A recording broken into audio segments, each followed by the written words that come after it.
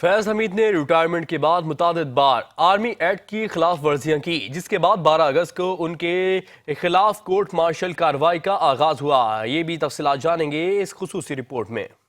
12 اگست 2024 کو فیض حمید کے خلاف کورٹ مارشل کارروائی کا آغاز ہوا۔ آئی ایس پی آر نے 12 اگست 2024 کو جاری بیان میں بتایا فیض حمید کو فوجی تحویل میں لیا گیا ہے، جس کے بعد فیض حمید کے خلاف آرمی ایکٹ کی دفعات کے تحت انضباطی کارروائی کا آغاز ہوا۔